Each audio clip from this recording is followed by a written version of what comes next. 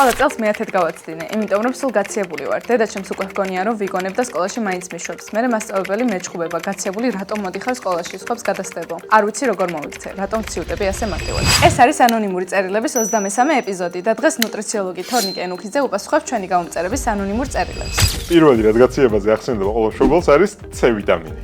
C ვიტამინი თქვენი იმუნური სისტემის მთავარი დამცველია. თუმცა მიზეზი რის გამოც ეს ბავშვი მუდმივად ცივდება, არის ის რომ საერთო იმუნიტეტს არ აქვს ხარდაჭერა, ეს იმუნიტეტი და აბსტრაქტული ცნებაა. ძალიან ბევრი რაღაც იქონიებს ეგალინას იმუნიტეტის გამართულობაზე. პირველი არის ადეკვატური ცილის მიღება. ბავშვმა უნდა მიირთვას როგორც ცხოველური, ისე მცენარეული ცილის მიქსი. ეს ცილები არ წარმოადგენს შენი იმუნიტეტის ჯარისკაცები. C ვიტამინი არის ძალიან კარგი იარაღი, მაგრამ წარმოიდგინე ულტრა ახალი იარაღი რომ დააჭერინო გამოუცდელ ჯარისკაცს, ხო ვერაფერს გააკეთებს.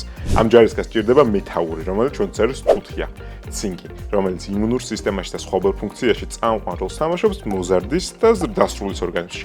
ამიტომ საქმე იმუნიტეტს მიდგება ყოველთვის ადეკვატური ცილის მიღება. თუთია და C ვიტამინი კომბინაციაში მაძლევს საშუალებას, რომ ყოველ წელში, ყველა სეზონზე არ გავცივიდე დედა, არ გაუბრაზო და ყველა სკოლის გაკვეთილი არ გავაცდინა. მოკლედ ცილა, თუთია და C ვიტამინი. ამის მიღმა საკვებიდან შემიძლია მივიღო, თუმცა როცა ბავშვი ჭირვეული მჯამელია, ან დეფიციტები ზოგადად ხშირია, მულტივიტამინური სწორი ფორმულირება არის ჩემთვის მთავარი გასაღები იმუნიტეტის დაცვისთვის. მულტივიტი PSP-ში აი ამ ჭკვიანური კომბინაციის ერთ-ერთი მაგალითია. მადლობა დიდი.